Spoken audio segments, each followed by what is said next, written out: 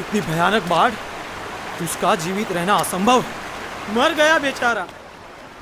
कहाँ गया वो बच्चा? कहीं नजर नहीं आ रहा। राम राम। मर गया बेचारा।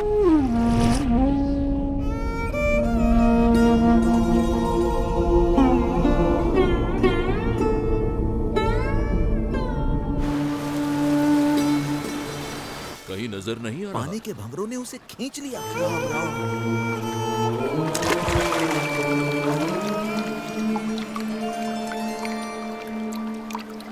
इतनी भयानक बाढ़ में उसका जीवित रहना असंभव है। बेचारा। अरे पता ये नहीं कौन होगा ये वो। कैसे बच गया?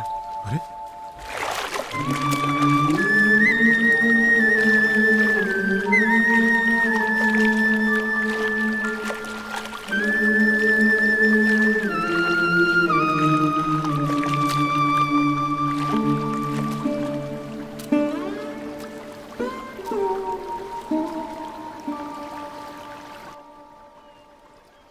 आप इतनी सहजता से इतनी तूफानी बाढ़ में कैसे कूद गए?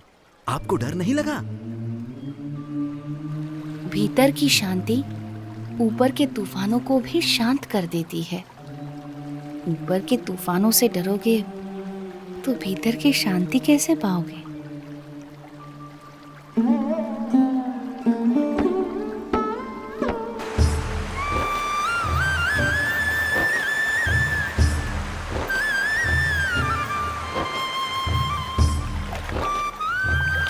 नीलकंठ वर्णी के निरंतर अथक रूप से चलते चरण उन्हें जहां भी ले जाते थे, वहां कोई न कोई किसी न किसी रूप में उनसे जुड़ जाता था। बरेली गांव में भी कुछ ऐसा ही हुआ। अरे पिछले साल तो इतनी बाढ़ आई थी कि गांव के सारे घरों में पानी घुस गया था। यहाँ तक कि हमारे खेतों में भी फसल बर्बाद होते होते रह गई थी। हम भी अपनी भेड़ बकरियों को बड़ी मुसीबत से बचा पाए थे। वैसे भी कुदरत के सामने हम क्या कर सकते हैं? जो भगवान चाहेंगे वही होगा। सब उसके हाथ में है। हाँ, सो तो है। हरि करे सो होय जगत में, हरि करे सो होय। चाहे करे नर कोटि उपाय, कर कदू जो कोय जगत में हरि। अरे रुक क्यों गई? गाना। हाँ? कितना प्यारा बच्चा है। केवल बच्चा है या कुछ इतना छोटा बालक और योगी?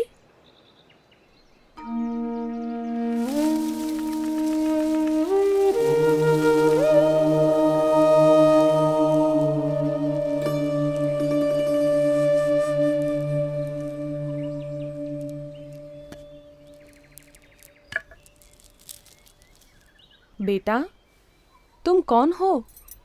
तुम्हारा नाम क्या है? यूं तो सारे नाम मेरे ही हैं, पर आप चाहें तो मुझे नीलकंठ बुला सकते हैं। नीलकंठ। पर तुम यहाँ क्या कर रहे हो बेटा? तुम्हारा घर कहाँ है? उस घर का तो मैं त्याग कर चुका हूँ। फिर भी मैं जहाँ भी हूँ घर में ही हूँ, क्योंकि मेरा घर तो सारा विश्व है। पर इतनी छोटी उम्र में तुमने अपनों को क्यों छोड़ा? सबको अपनाने के लिए। जो भटक गए हैं उन्हें घर वापस लाने के लिए। तुम हो तो इतने छोटे से, पर बातें बहुत बड़ी बड़ी करते हो।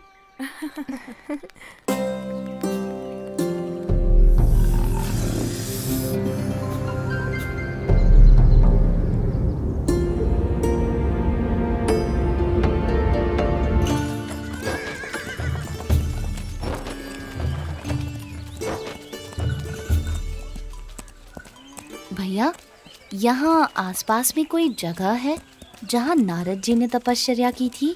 हाँ, उस जगह का नाम ही नारद वन है। यहीं से उस तरफ का रास्ता पड़ता है।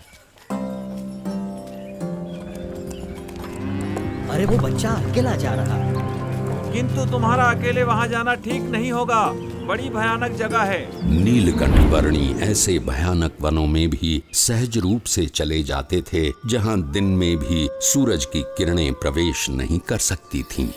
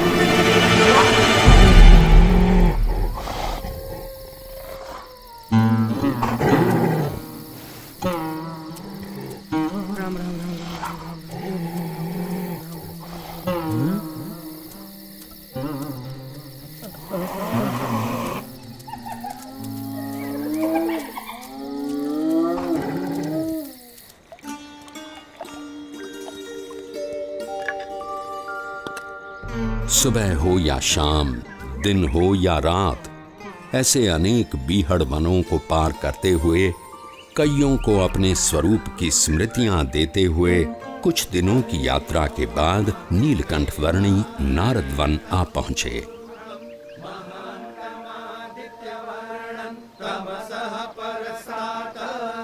तमेव विदित्वाति मृत्युमेति नान्यः पन्था विद्यते उरुख एवेदगुं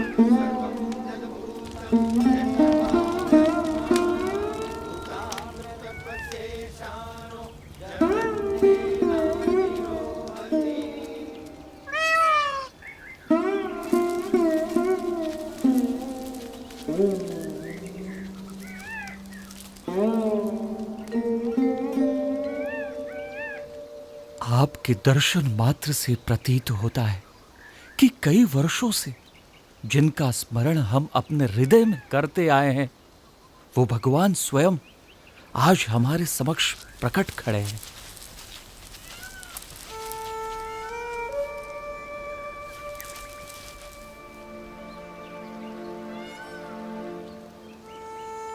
आप सबने परमात्मा की प्राप्ति का जो मार्ग चुना है, उसी में मनुष्य जीवन की सार्थकता है।